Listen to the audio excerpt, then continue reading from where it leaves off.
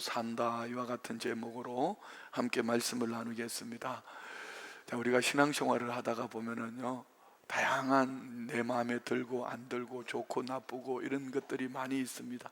그렇지만 부활신앙으로 살아가는 믿음의 사람들은 환경 때문에, 사람 때문에, 형편 때문에 요동하는 것이 아니라 그 중심에 부활신앙이 있기 때문에 선한 영향을 끼치며 또 좋은 영향을 끼치며 오히려 회복하고 살려내는 은혜 역사가 있을 줄 믿습니다. 그래서 오늘은 신앙 설교를 좀 내러티브한 것보다는 신학적인 부분을 가지고 이렇게 큰 틀로 가다가 개인에까지 적용해 갈 거예요. 그래서 오늘은 한 부분도 놓치면, 이 한 부분도 내 것이 되지 못하면 우리는 구원과의 관계 속에 뭔가를 좀 의심해 볼 필요가 있고요, 물론 내가 예수 믿고 구원을 얻었음에도 불구하고 아직 어린아이 신앙이 되어 있다면 누구든지 어린아이처럼 옹알이 할 수 있습니다. 그러면 신앙의 연조가 있고 직분을 받았다면 어린아이에 머물러 있으면 하나님 앞에 아픔이 될 수가 있겠죠. 공동체에 아픔이 될 수가 있겠죠. 그래서 우리는 오늘 이 말씀 앞에 나를 점검하고 내 안에 부활신앙으로 이 가치관으로 살고 있는가 점검해서, 혹시 부활신앙 바깥에 있다면 부활신앙 안으로 들어가야 돼. 그리고 부활신앙 가지고 있는데 내 삶 속에 변화가 없다면 이는 게으름이나 주저앉아 있든지 악한 영에게 붙들려서 믿음으로 전진하지 못하는 겁니다. 그래서 오늘 말씀 듣다가 우리 성도님들 안에 부르듯 일어나는 믿음의 소망이 부활신앙으로 승리하시기를 주의 이름으로 축원드립니다. 자, 누군가가 여러분에게 당신은 왜 교회 나가냐고, 기독교 신앙의 중심에 뭐가 있냐고 이렇게 묻는다면 여러분은 뭐라고 대답하시겠습니까? 기독교 신앙의 핵심 크게 네 가지요. 성부 하나님의 창조와 성자 예수님의 십자가와 부활과 성령 하나님의 임마누엘, 이것을 연합해서 나는 이 신앙으로 복음과 선교적인 사명을 가지고 살아가는 나, 이것이 기독교 신앙의 핵심이에요. 자, 첫 번째 봅시다. 하나님은 창조주이며 구원의 주권자이시다. 창조신앙. 기독교 신앙의 핵심이 뭐냐고 물었는다면 여러분, 예, 창조신앙입니다. 창세기 1장 1절에 보면 태초에 하나님이 천지를 창조하시니라. 하나님은 만물의 시작이시며 인간을 목적 있게 창조하셨습니다. 그래서 삶의 모든 영역에서 하나님을 주인 삼을 때에 우리는 행복을 노래하는 복된 삶을 살게 될 줄 믿습니다. 두 번째 기독교 신앙의 핵심, 두 번째는 예수 그리스도는 구원과 부활의 유일한 길로 십자가와 부활 신앙 말합니다. 로마서 10장 9절 말씀에 보면은 내가 만일 내 입으로 예수를 주로 시인함. 그런데 입술로 예수를 주로 시인하는 그 신앙의 중심이 무엇이냐는 것이죠. 예수님이 나의 죄 때문에 십자가에 죽으셨습니다, 사흘 만에 살아나셨습니다 하고 말하는 하나님의 아들 메시아 예수, 그분은 또 하나님께서 그를 죽은 자 십자가 가운데 살리신 부활을 내 마음에 믿으면 구원을 받으리라. 예수 그리스도의 십자가와 부활을 내 마음으로 믿고 입으로 시인을 하는 자에게는 하나님 뭘 주셨다? 구원의 은혜를 주셨다. 믿으시면 아멘. 그래서 예수님은 하나님의 아들이시고 인간의 구세주로서 십자가에서 나의 죄를 대속하시고 사흘 만에 살아나셔서 부활의 영으로 나와 함께 하신다. 그럼 예수님 없이는 죄사함도 영생도 하나님 앞에 나아가는 어떤 길도 없어요. 그래서 예수님은 내 인생의 구주이시고 주인으로 영접하고 따르는 삶으로 십자가 사랑과 부활, 그리고 십자가 신앙, 부활 신앙은 예수 그리스도를 통하여 대속과 영생을 선물로 받은 줄 믿습니다. 세 번째는요, 성령님은 오늘도 우리 안에, 내 안에 거하시면서 내 삶을 인도하시는 하나님, 나를 고아와 같이 버려두지 아니하시고 내 안에 계신 우리 주의 성령님이 임마누엘 하셨다. 임마누엘, 믿으시면 아멘. 그래서 요한복음 14장 26절에 보면은 보혜사 곧 아버지께서 내 이름으로 보내실 성령, 그가 너희에게 모든 것을 뭐 하시고 가르치고 내가 너에게 말한 모든 것을 생각나게 하시리라. 할렐루야. 성령님은 나와 함께 하시고 앞서가시며 길을 열어주시고 오늘 말씀을 듣는 귀를 열어주시고 들은 말씀을 삶 속에서 생각나게 하시고 기억나게 하시고 그 말씀으로 살아갈 수 있도록 그와 같이 세상 가운데 버려두지 아니하시고 늘 함께 하신다. 임마누엘 신앙. 할렐루야. 그래서 성령은 하나님의 영, 그리스도의 영으로서 지금도 믿는 자 안에 내주하셔서 깨닫게 하시고 인도하시고 가르쳐 주시고 내 삶 속의 변화의 주체는 성령 하나님이시다. 그 속에는 십자가와 부활신앙이 있고 창조주 하나님의 섭리 가운데 내 삶을 이끌어 가신다. 믿으시면 아멘. 그래서 우리는 성령 없이 기독교는 형식만 남고 종교 행위만 남을 것입니다. 날마다 성령의 인도하심에 순종하는 삶을 살 때 우리는 능력 있는 삶을 사는 것입니다. 그래서 오늘 예배할 때 여러분 어떻게 기도하셨어요? 성령님, 오늘 영과 진리로 예배할 수 있도록 인도해 주십시오. 저는 설교자로서 성령님, 오늘 성도님들의 귀가 열리게 하시고 말씀이 들리게 하시고 이 말씀으로 살아낼 수 있도록 성령님 도와주십시오. 여러분이 성경 읽을 때도 성령님, 오늘 내게 주실 말씀을 깨닫게 해 주십시오. 기도할 때도 성령님, 단식하는 기도로 도우시니 나의 기도를 도와주십시오. 누군가가 복음을 전할 때 주님 앞서가셔서 성령님 그의 마음을 열어주시고 또 내가 복음을 전할 때 바른 진리를 전할 수 있도록 우리는 항상 성령님의 도우심을 구하고 이렇게 믿음으로 사는 줄 믿습니다. 그래서 기도하든지 말씀을 묵상하든지 예배하든지 어떤 우리가 헌신하고 섬기든지 성령님과의 이 교제가 있어요. 할렐루야. 그리고 네 번째, 그러므로 나는 세상을 향한 그리스도의 정인된 삶을 사는데 그 중심이 뭡니까? 복음, 십자가와 부활의 이 복음으로 전도와 선교의 사명의 신앙, 사명의 신앙. 할렐루야. 그래서 사도행전 1장 8절에 보면 오직 성령이 너희에게 임하시면 너희가 권능을 받고 예루살렘과 온 유대와 사마리아와 땅끝까지 이르러 내 증인이 되리라. 할렐루야. 기독교 신앙은 나만 구원받고 끝나는 것이 아니라 복음을 전하고 제자 삼는 사명을 포함한 나의 신앙. 그래서 기독교 신앙은 하나님이 구원으로 저와 우리를 초대하셔 부르셔요. 그리고 보내시는 겁니다. 어디로? 세상을 향해 복음 전도와 선교적인 사명을 감당하라. 그래서 우리는 부르심 앞에 아멘 할 줄 알아야 되고요, 보내심 앞에 아멘 할 줄 알아요. 부르실 때에 모여서 하나님을 영화롭게 하고 보내실 때 흩어져서 제자 삼는 그런 교회, 이 교회가 전도와 선교의 사명을 감당하는 그런 교회가 될 줄 믿습니다. 그렇습니다. 그러므로 우리는 복음의 빚진 자로서 마땅히 해야 될 사명, 이 십자가와 부활의 복음을 가지고 전도와 선교의 이 사명, 섬김에 참여하는 삶으로 우리 가정에서든지 직장에서든지 교회에서든지 어떤 공동체 안에서 오늘 우리는 이 사명을 잘 감당할 수 있는 이런 은혜가 있기를 주의 이름으로 축원드립니다. 그래서 기독교 신앙의 핵심 네 가지를 연결할 때에 우리는 하나님, 창조주 하나님을 알고 예수로 구원, 십자가와 부활의 신앙으로, 그리고 내 안에 계시는 성령으로 말미암아 인도하심을 받으며 세상에서 보내심을 받은 자로서 쓰임받는 복된 삶, 이것이 기독교 신앙의 핵심 네 가지. 누군가가 너 교회 다니면 뭐가 좋아? 기독교 신앙의 핵심이 뭐냐고 묻거든. 좀 어려우면 이렇게 생각하면 됩니다. 성부 하나님의 창조, 성자 예수님의 대속, 십자가 부활, 성령 하나님의 내주 임마누엘 나와 함께 하신다. 이 신앙을 가지고 나는 사명, 십자가와 전도의 사명을 산다. 이것이 기독교 신앙의 핵심이다. 여러분 안에 연애가 있죠?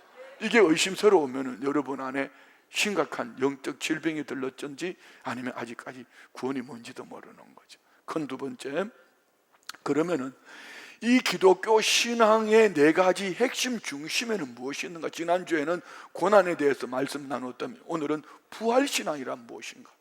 부활신앙이란 무엇인가?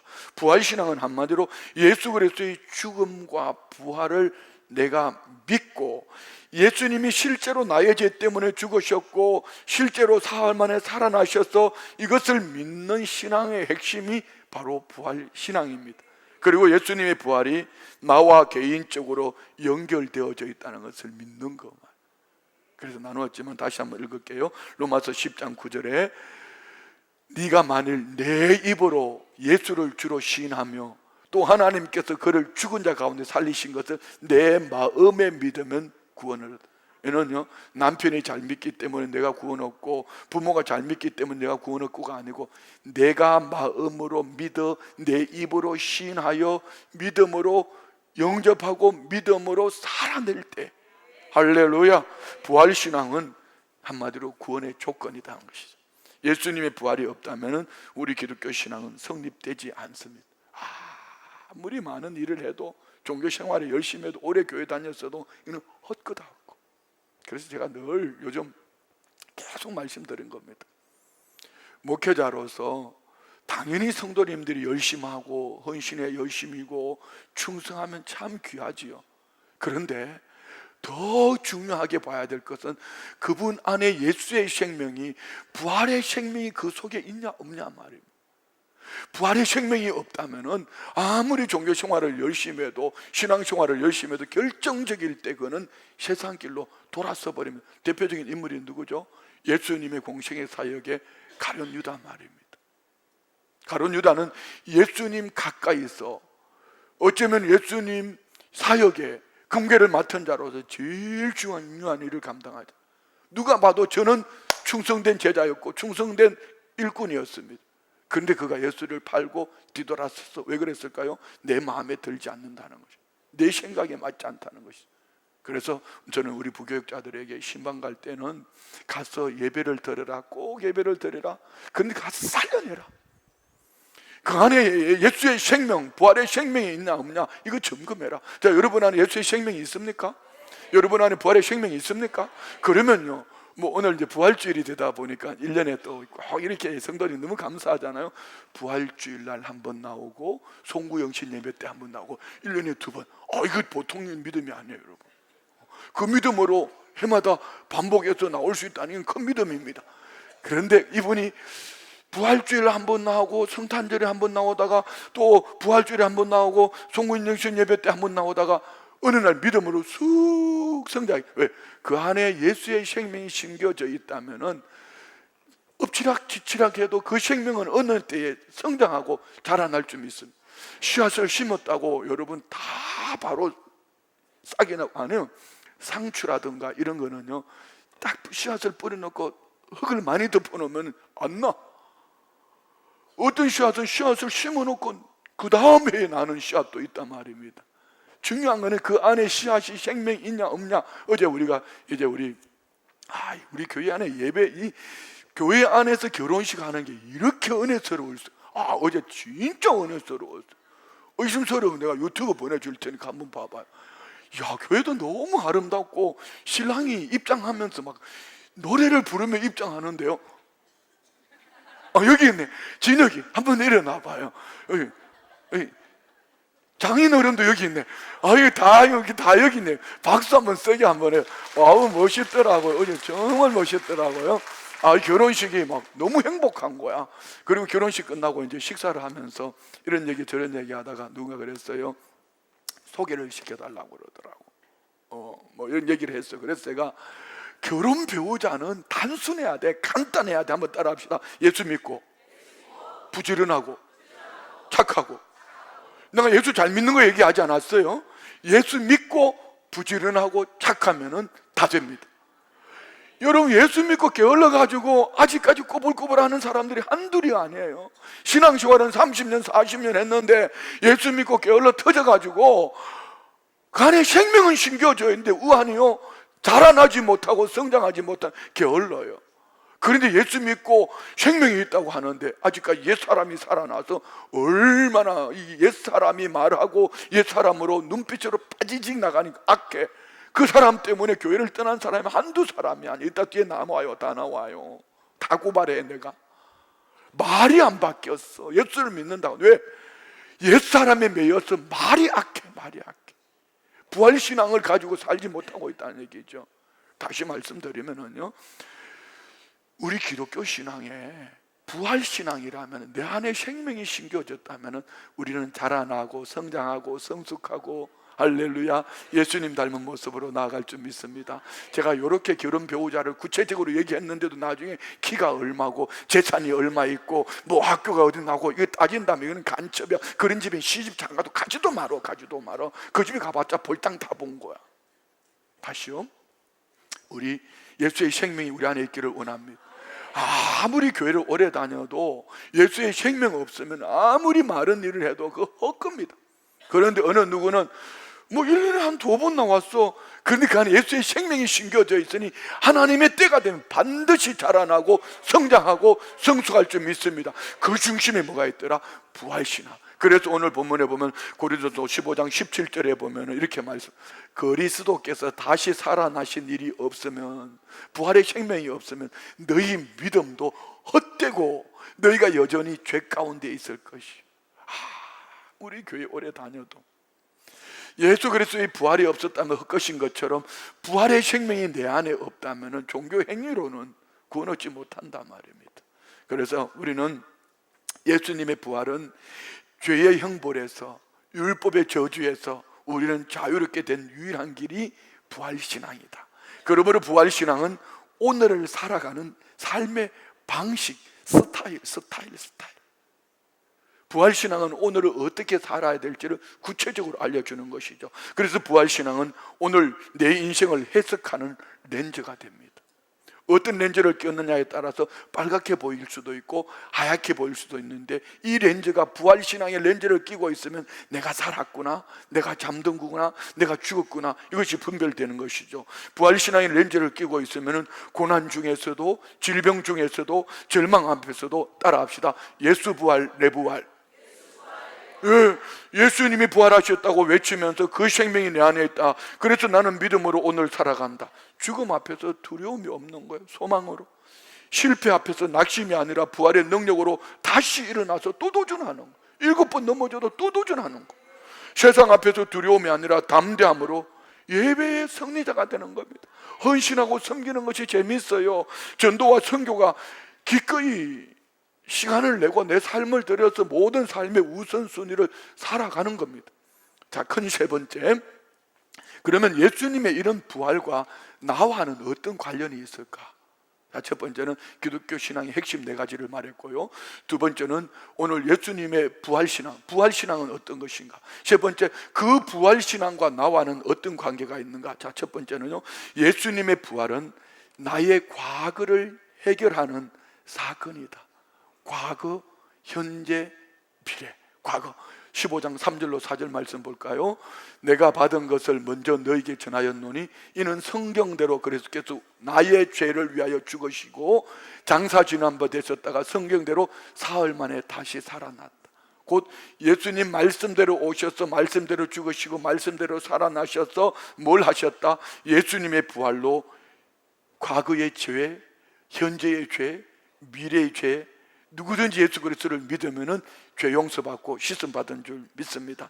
읽었던 말씀 다시 한번 읽을까요? 고린도서 15장 17절, 그리스도께서 다시 살아나시니 없으면 너희 믿음도, 왜? 과거의 죄, 현재의 죄, 미래의 죄 씻음 받은 줄 알았는데 예수님의 부활이 없다면 이게 헛거다 말이에요.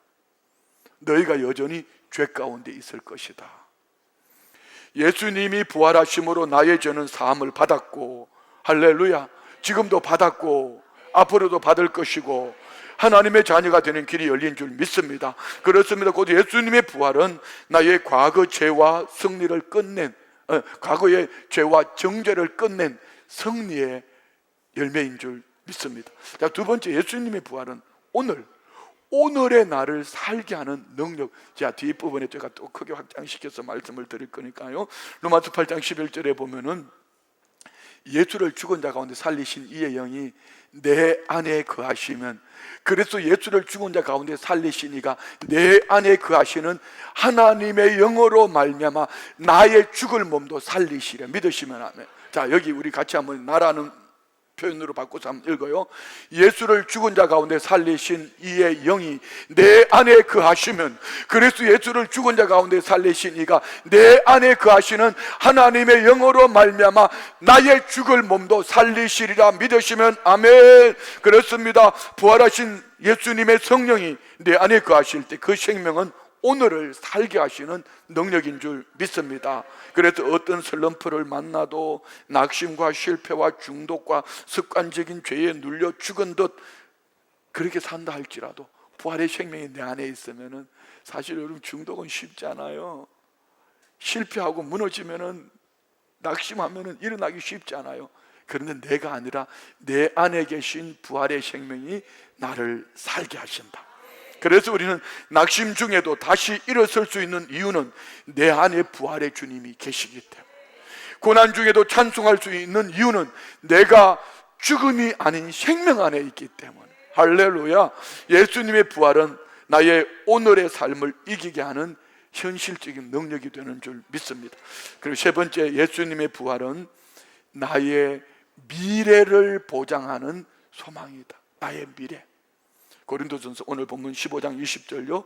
그러나 이제 그리스도께서 죽은 자 가운데 다시 살아나사 잠자는 자들의 첫 열매, 첫 열매라는 이 의미가 참 중요한데, 첫 열매란 앞으로 맺힐 열매의 모델, 표본, 증거.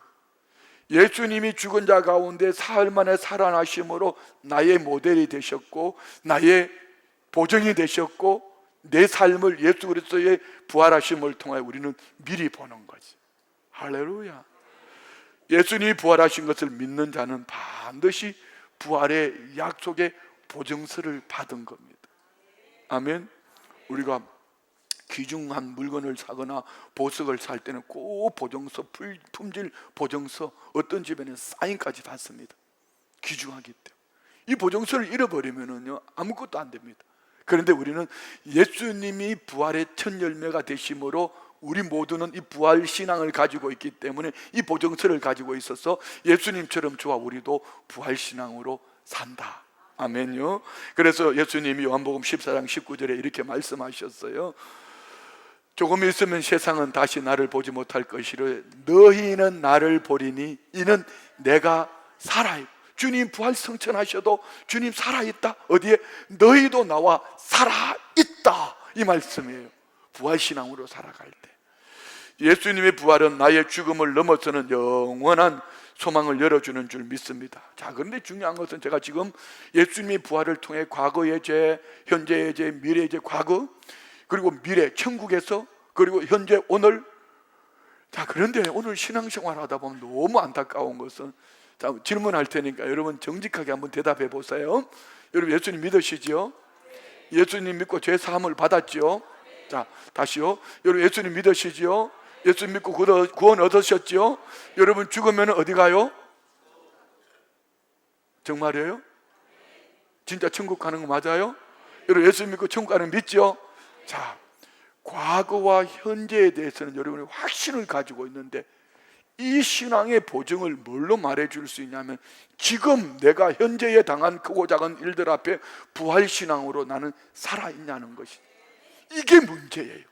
목회를 하다가 보면은 저분이 과거의 죄와 현재의 죄와 미래의 죄가 용서받았다, 씻음받았다고 말하는데, 나는 죽어도 오늘 천국 간다고 말은 하는데 지금 삶 속의 크고 작은 일들 때문에 오늘을 부활신앙으로 살지 못하고 있다면 과거의 그 신앙을, 미래에 되어질 신앙을 무엇으로 여러분이 증거하고 증명할 수 있겠냐는 것이죠. 그래서 네 번째는 부활신앙은 현재형으로 오늘을 살아내는 것이다.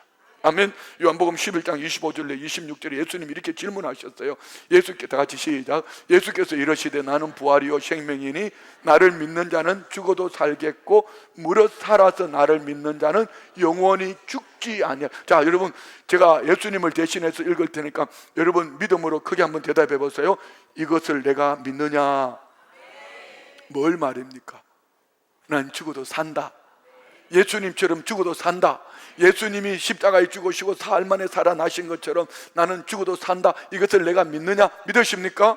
예, 이것이 부활신앙입니다. 여러분 정말 영원히 살 것을 믿는다면 나는 지금 죽어도 다시 산다. 그냥 사는 차원이 아니라 예수의 생명으로 영원토록 산다. 이것이 우리 신앙생활의 중심에 있어야 합니다. 그래서 부활신앙이란 죽어도 살겠고 예수님을 믿으면 영원히 죽지 아니하니, 그리스도인들이 죽음에 대한 태도, 그러면 나는 이 죽음을 어떻게 바라보고 어떤 가치관을 가지고 살고 있는가? 어느 날부터요, 제게 이상한 현상이 하나 나타나기 시작합니다. 제 아내는 제가 참 많이 불편할 거예요. 그냥 의자에 앉아 의자 눕히면 그 자리가 침대고, 소파 밑에 들어누우면 그 자리가 침대고, 저는 그냥 맨정신으로 깨어있어 잠자는 게 참 불편해요. 그 시간이 너무 아까운 거죠. 이 잘못된 거죠. 그런데 어느 날부터 잠자기 전에 내가 오늘 이 잠이 들었다가 내일 깨어나지 못할 수도 있어. 그럼 나는 천국으로 직행할 텐데, 이런 생각을 여러 번 한 거죠. 이런 설교를 준비해 놔서 그런지 모르겠어요. 어제는 말입니다. 어제는 구체적으로 내가 오늘 밤에 주님 나라에 갈 수도 있어, 이런 생각을 하니까 갑자기 우리 애들한테 또 미안한 생각도 들기도 하고, 큰아이가 막 애들이 아빠는 얼굴 잊어버릴 것 같아. 뭘 얼굴 잊어봐. 아침 저녁으로 영상으로 통화하는데. 그렇게 애들이 클 때 좀 봐주지, 한 번에 와주지 이러면서 막 그러는데, 며칠 전에는 아빠 살아있는 동안 우리가 몇 번 만나겠어 이렇게 메시지를 보냈는데, 명 미안하기도 하고 그러더라고요. 애들한테 좀 미안하기도 하고 그랬어요. 그랬는데 이런 생각을 하고, 내가 오늘 밤에 천국에 갈 수도 있어. 난 죽는다고 얘기하지 않았어요. 천국에 간다고 그랬어요. 그 말이 똑같은 얘기지만 어감이 다릅니다. 내가 오늘 밤에 천국에 갈 수도 있어, 이렇게 생각하니까 우리 어머니가 나 때문에 얼마나 힘들어 하실까? 내가 먼저 천국 가고 나면은 더 좋은 하나님 나라 가니까 좋은데 우리 어머니가 얼마나 힘들어 할까 생각하고, 그러고 나니까 또 같이 30몇 년을 살아준 아내가 생각이 나잖아요. 그때 제가 좀 늦게 들어갔거든. 잠자고 있더라. 깨웠어. 그래, 이렇게 깨워가지고 이렇게 말해서, 미안해, 나하고 같이 살아줘서 고마워. 그러니까 다시 또 자더라고. 들었는지 안 들었는지도 몰라. 들었나요? 생각이 안 날 거예요. 잠자는 깨워가지고 미안하다 하고 같이 살아줘서 고마워 이렇게 하고 이제 잤어요. 그런데 또 자려고 하니까 내가 이게 비밀번호가 너무 많은 거야. 통장 비밀번호, 휴대폰, 내 사무실 들어가는 출입문부터 시작, 우리 교회의 모든 게 비밀번호 내 이름으로 다 돼 있잖아. 이게 50개가 넘어요. 그럼 내가 이거 비밀번호를 알려주지 않고 주님 나라 가버리면 얼마나 혼란스러울까 싶은 생각이 들면서, 제가 오늘은 예배 끝나고 비밀번호를 한 곳에 모아가지고 어느 곳에 넣어놓으려고 그래. 이걸 어느 곳이라고 얘기해주면 끄집어내갈까봐 알려주지는 못하겠고, 그렇다고 휴대폰에 비밀번호 넣어놓으면 안 되잖아요. 해킹당하면 그 길로 끝나는 거거든요. 통장, 우리 교회 통장이면 다 틀리는 거 아닙니까? 그리고는 비밀번호를 쫙 정리해놓고 그 비밀번호를 어디에 넣어놓고 열쇠를 하나 딱 두고, 내가 주님 나라 가거든, 요 열쇠를 찾아서 열면 그 안에 다 있다, 이런 거 정리를 하고 싶은 거야. 내가 좀 지나친 얘기를 했나요? 그리고 아침에 눈을 또 떴어요. 눈을 딱 뜨고 보니까 오늘 살아났네. 그때 곧바로 나온 얘기가 뭔지 아세요? 주님 감사해요. 오늘 부활주일인데 부활주일 설교할 수 있는 기회 주셔서 감사해요. 이렇게 하고 제가 오늘 나왔어요. 목사가 잘못됐죠? 천만의 말씀요. 우리 날마다의 삶 속에 우리는 죽음이라는 것을 두려워하는 것이 아니라 언제든지 주님 나라에 간다는 이 가치관을 가지고 천국을 소망하면은 절대로 죽음이 두려운 것이 아니라, 죽음을 위해서 내가 지금 어떤 마음가짐, 어떤 자세로 무엇을 준비해야 될까, 가족들에게, 교회에, 교우들에게, 이웃들에게 남겨야 될 참 진솔하고 정직한 모습. 제가 아내한테 그런 얘기 잘 안 해요. 내가 잘났다고 그러지, 언제는 나 덕분에 당신은 복 받았어 이렇게 얘기하지, 고맙다, 잘 같이 살아줘서 고마워 이런 얘기 잘 안 해요. 여러분 늘 하고 계시죠? 나는 그 얘기를 안 해. 그런데 죽는다고 생각하니까 그런 얘기가 나오더라고. 여러분 집에 가서 한번 연습해봐요. 오늘 죽는다 생각하고 한번 해봐요. 자, 이렇게 3분이 있습니다. 대표적인 사람이 바울 사도예요. 빌립보서 1장에 보면은 바울 사도는 죽는 것이 내게 유익하다, 그런데 내가 살아있는 것이 너희에게 유익하다 이렇게 말합니다. 이 말이 무슨 얘기죠? 바울 사도가 지금 죽으면 주님 나라에서 주님과 함께 하기 때문에 내게는 유익하지만 내가 오늘 살아있음으로 빌립보 교회 성도들에게 복음을 나눌 수 있으니 너희에게 유익하다 이런 얘기거든요. 내가 살아있으면 내게 좋은 것이 아니라 너희들에게 좋은 것이, 이것이 바울 사도는 바로 부활신앙으로 살고 있다는 이야기입니다. 그의 삶에서 부활신앙으로 산 삶이 무엇일까요? 한 대표적인 사건이 있습니다. 아시아에 가서 복음을 전하기를 원하는데 갑자기 마게도냐 사람 환상으로 나타나서 유럽으로 와서 도와달라고 그래. 그래서 아멘 하고 갔더니 그 유럽의 첫 성 관문 빌립보성, 제일 큰 성을 만난 겁니다. 그래서 기도 처소를 샀다가 믿음의 사람 자주장사 루디아를 만나고 그의 집을 예배 처소로 삼고 동행하다가 보니 어느 날 귀신 들린 계집종 아이가 이는 하나님의 위대한 종이라고 하나님이 괴롭히니까 저 귀신 들어간 저 계집종 아이 귀신을 내쫓아하겠다고 예수의 이름으로 귀신을 쫓아버렸더니 이 계집종 아이는 점을 쳐서 주인을 이롭게 하는 자라. 주인이 이 계집종 아이 귀신이 떠나가니 점괘가 안 나오죠. 그 주인이 고발해버렸어. 이 바울과 실라가 고발되어가지고 얼마나 얻어맞았던지요. 온몸이 피투성이가 되었습니다. 그리고 실신을 해버렸어. 이런 바울과 실라를 깊은 감옥에 갇히고 가둬버리고 발에 착고를 채우고 옥문을 잠그고 간수들이 지키는 겁니다. 얼마나 억울할까요? 한번 생각해 보세요. 내가 다른 사업한다는 것도 아니고 나 혼자 돈 벌겠다는 것도 아니고 복음 전하러 아시아로 가겠다니 왜 유럽으로 나를 보내가지고, 아니 계집종 아이에 귀신 들린 귀신 내쫓았는데 왜 내가 매를 맞아야 할 것이며 왜 죽도록 맞아야 하고 왜 내가 실신을 해야 되고. 그런데 한밤중에 깨어보니까 온몸의 피투성이 발에는 착고가 간수가 지키고 있어. 얼마나 억울했을까. 그래서 바울 사도가 나 억울해 차라리 날 죽이든지 패죽이든지 바울 사도가 억울해 이렇게 말 안 했죠. 볼까요? 사도행전 16장 25절 뭐라고 말하나 봅시다. 한밤중에 바울과 실라가 기도하고 하나님을 찬송하며 죄수들이 듣더라. 이 한 구절은요 그의 삶의 부활신앙을 대변하는 삶이에요. 한번 생각해 보세요. 여러분 왜 신앙생활하다 억울해 신앙생활하다가 왜 몇 마디 말 때문에 뒤로 물러가고 왜 신앙생활하다가 주저앉고 말입니다. 여러분 이거는 그 사람 탓하면 안 돼요. 누구 환경 탓하면 안 돼. 왜? 내가 부활신앙을 가지고 있다면 오히려 그래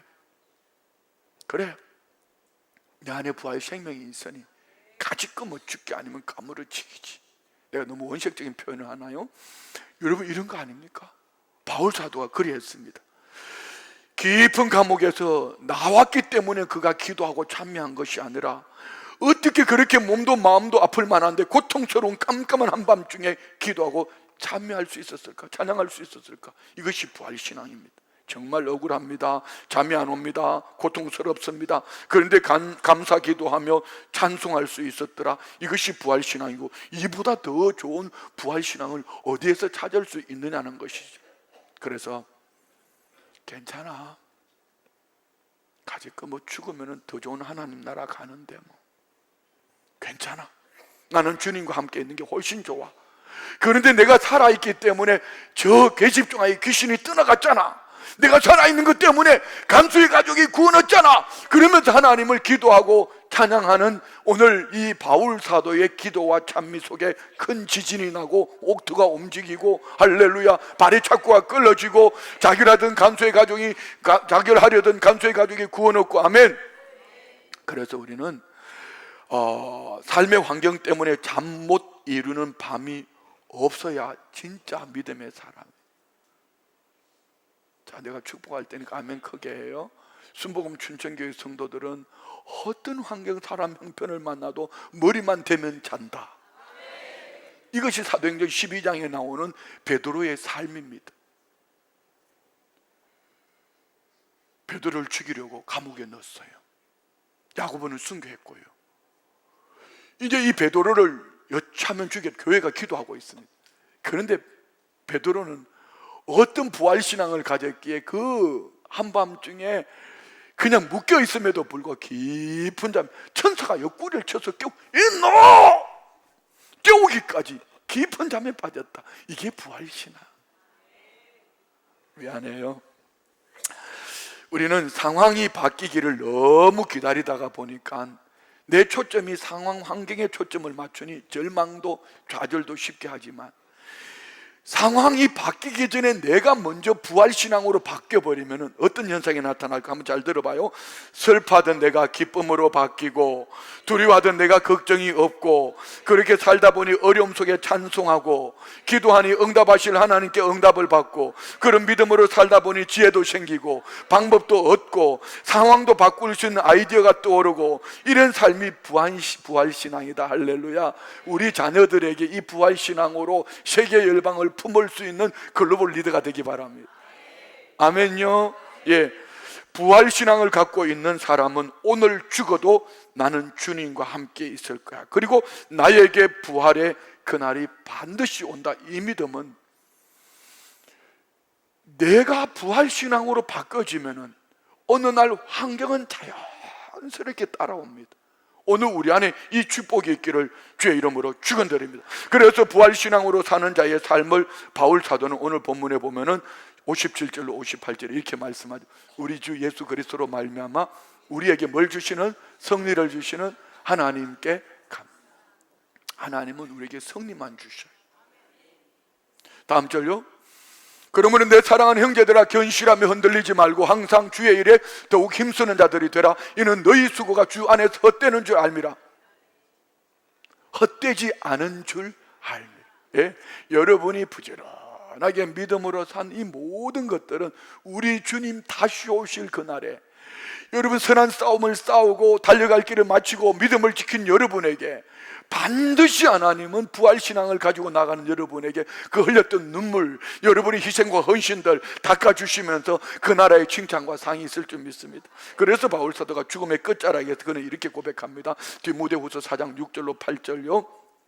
전제와 같이 내가 벌써, 전제라는 것은 제사의 마지막 끝부분, 이는 내 인생을 예배자로 산 삶의 끝부분, 곧 쉽게 표현할게요.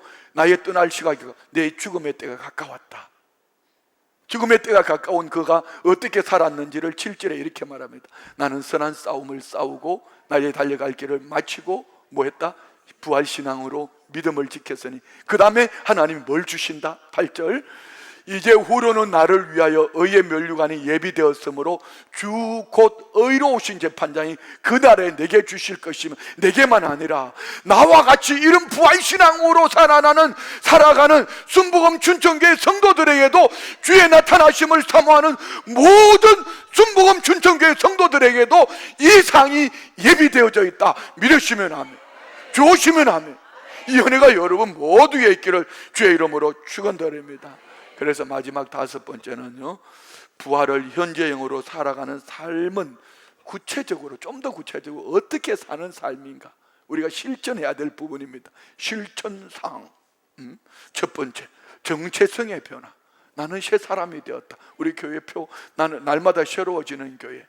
고린도 후서 5장 17절에 뭐라고 말합니까? 누구든지 그리스도 안에 있으면 새로운 피조물이라, 이전 것은 지나갔으니 보라 새 것이 되었다.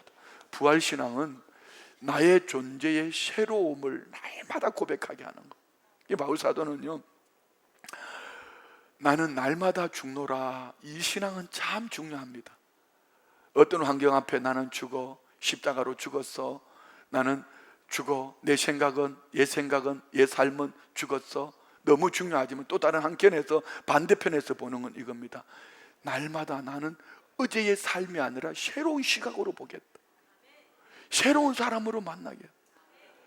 여러분 어떻게 결혼해가지고 좀 한 30년 살아보니까 안 지겨워요? 안 지겨워요? 너무 좋겠다.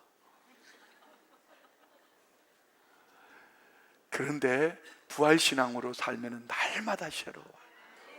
어떻게 이 남자가 나와 이렇게 같이 짝이 되고, 어떻게 이 여자가 내 짝이 되고 한평생 이렇게 행복하게 살 수 있을까? 고마워 이렇게 나오는 거예요.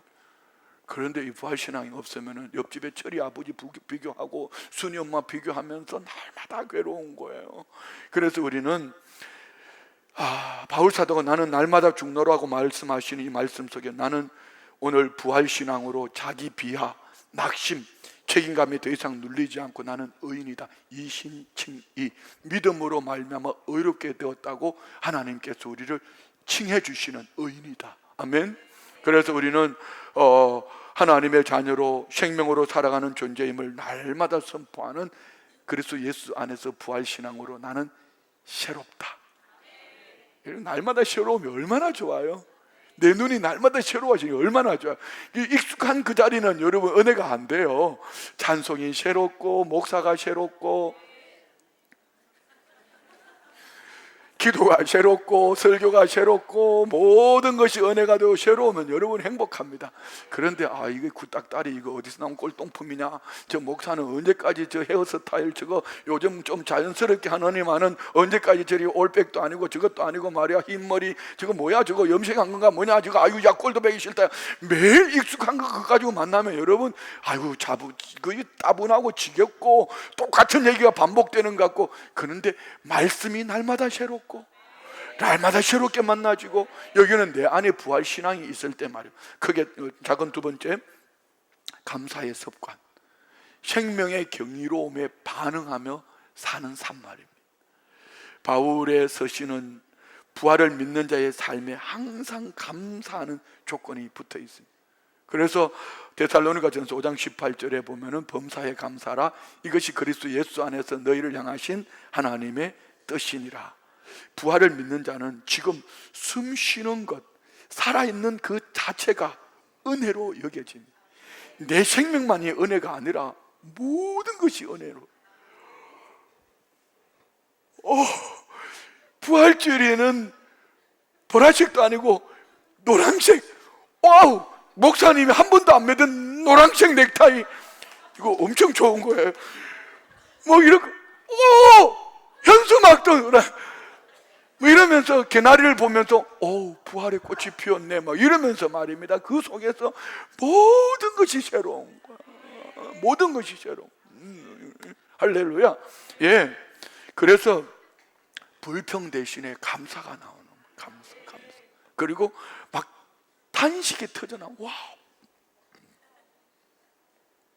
옆에 분에게 감사 표현을 한번 해봐. 옆에 분에게 감사를. 다 같이 시작. 내가 우리 성도님들의 수준을 알아요. 그렇게 말할 줄 알았어요. 일부에도 똑같이 감사해요. 주여, 그렇게 살아내는 것이 여러분 능력이고, 이게 살아낸 게 기적이면, 제가 이 정도 말했으면 좀 응용을 해가지고 이렇게 말해야 되죠. 이렇게 부활하신 예수님을 속 빼닮은 집사님이 내 옆에 앉아 계시니 내가 이렇게 행복한데 주님이 성도님을 바라볼 때 얼마나 행복하겠냐고. 부활하신 주님이 이렇게 얘기해야 될 때 감사해요. 어디서 나온 뗄라 문구죠. 그렇게 응용해서 살아가니 기적이죠. 그래서 여러분 안에 부활의 생명이 여러분을 살게 하시는 줄 믿습니다. 자, 결국은요, 부활신앙에 감사가 있으면 영적 감수성을 가지고 감사의 연발탄 막 나옵니다. 감사할 일들이 너무 많은 거예요. 정말로 한번 해보십시오. 내가 죽어도 산다, 나는 천국을 산다, 내 집 주소는 하늘나라에 있다, 이 가치관을 가지고 여러분 부활신앙으로 오늘 감사해. 우리 남편 너무 감사. 윤건사님은 장로님 아직까지 안 지겹다고 그러는데 감사해 뭐 이러면서 말입니다. 어때요? 여러분은 어때요? 알아서 하세요. 자, 세 번째는 똑같은 얘기지만 언어의 변화, 천국의 언어로 말을 하기 시작하는 거. 에베소서 4장 29절 말씀 볼까요? 무릇 더러운 말은 너희 입 밖에도 내지 말고 오직 덕을 세우는데 소용되는 대로 선한 말을 하여 듣는 자들에게 은혜. 듣는 자들, 이거 참 중요한 겁니다. 천국의 언어가 있고 지옥의 언어가 있어요. 지난주 금요일 저는 설교할 때 가끔 성도님들에게 이렇게 쇼크를 주려고, 아니면 좀 세게 하려고 일부러 이렇게. 근데 사실은 속이 되게 부드러운 사람 여러분 알죠? 그래, 장로님들이 아멘 하면은 할배들이 아멘 하는데 맞는 거예요. 그런데 속은 참 여리거든요. 그런데 여러분들은 따뜻한 은혜 받게 하려고 막 지난주 금요 기도하다가 설교하다가 이렇게 말을 해버렸어. 나는 손주가 다시 했었는데 이 새끼들이 뭐 이렇게 갑자기 성도들 표정이, 내 자기들 보고 그런 거 아닌데 내 손주들 보고 이 새끼라고 그랬는데, 이 손주들이 이 새끼들이 말이에요. 한 3살 될 때까지는 영상통화하면 할아버지 이랬는데 4살 5살 되면은 하고 그냥 끝이야. 아유 되게 기분 나빠 이 새끼들 말이야. 그 앞으로 이 새끼들도 얘기하면 안 돼. 내가 조심할게요. 왜? 내 손주 보고 했지만은 이것도 자꾸 또 습관이 되면은 이것들아 집에 가면서 이 새끼야 예배 때 정신 좀 차려 이러면 안 되잖아. 뭐 말인지 알아들었어요? 아니 그러니까 믿음으로 덕을 시험. 가끔 우리 농담 삼아서 이렇게 세상 사람들이 하면서 뭐예요? 간베이 뭐 이렇게 하잖아요. 그러니까 우리도 음료수 따라 놓고 좋은 일 있으면은 이렇게 하잖아.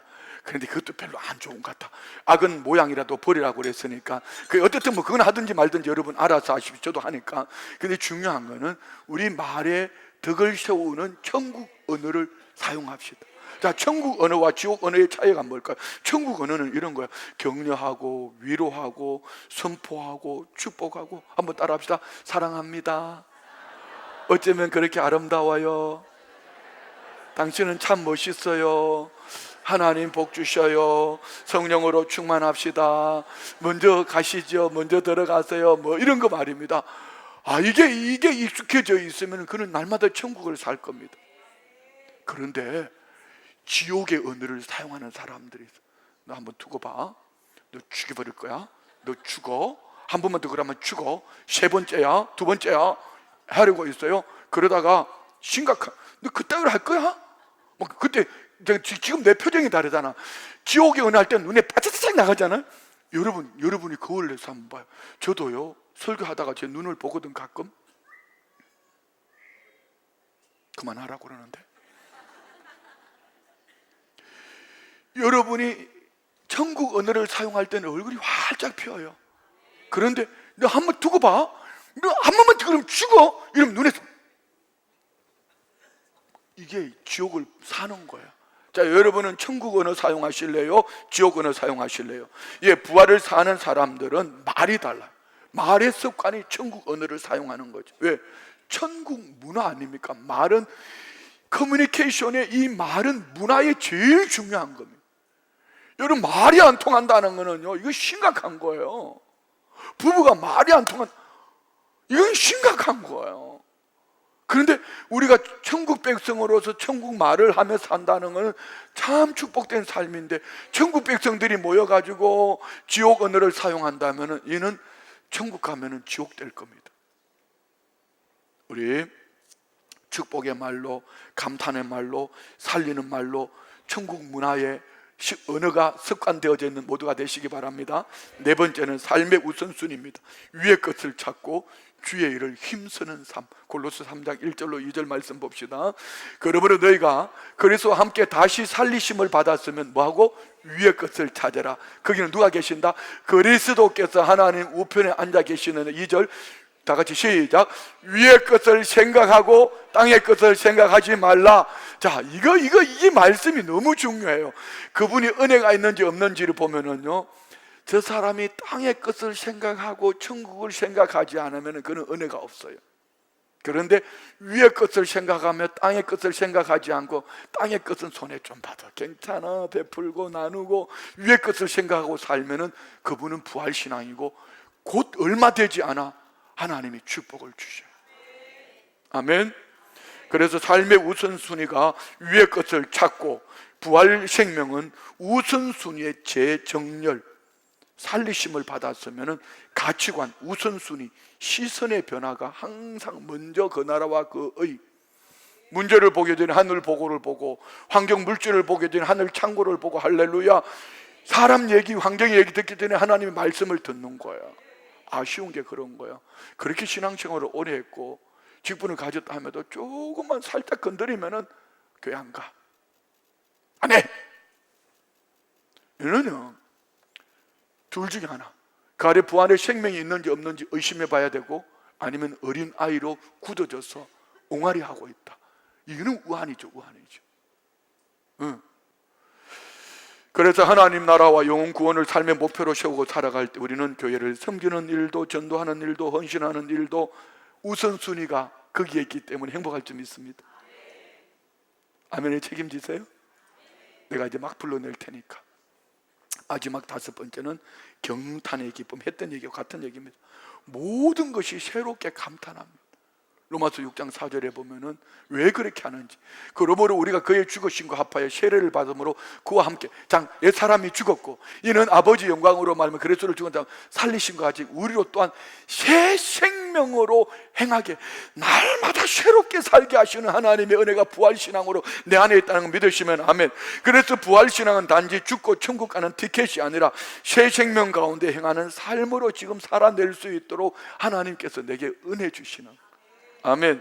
그래서 부활은 새 생명이기 때문에 삶이 경이롭게 바라보게 하시고 부활을 살아내는 표정과 삶이 얼굴에 나타나요. 예. 죽은 예수를 믿는 얼굴인가, 부활하신 예수를 믿는 얼굴인가? 예수님 살아계십니까? 그렇다면 왜 절망하십니까? 왜 낙심하십니까?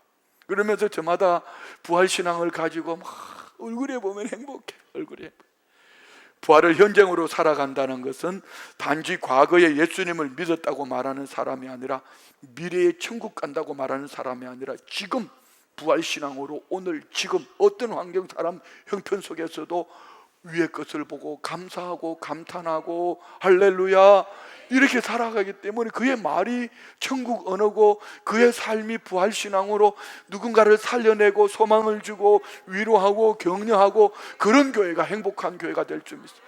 우리 교회가 이런 교회가 되기를 원합니다. 이제 말씀 마치면서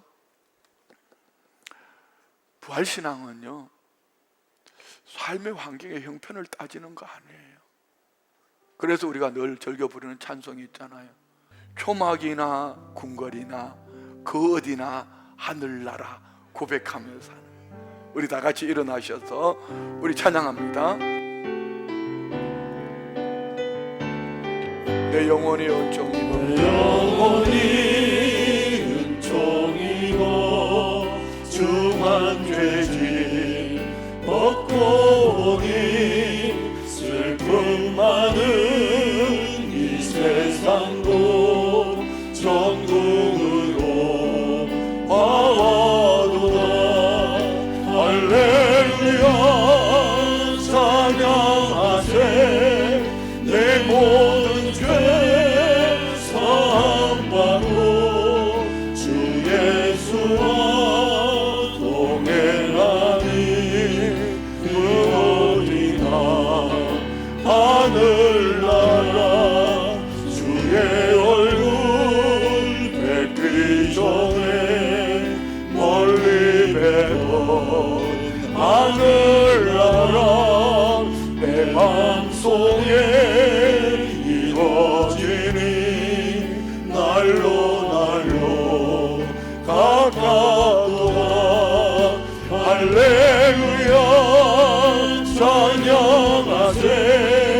내 모든 죄 사함받고 주 예수와 동행하니 그 어디나 하늘나라 높은 산이 거친 들이 소망이나 궁궐이나 내 주 예수 오신 곳이 그 어디나 하늘나라.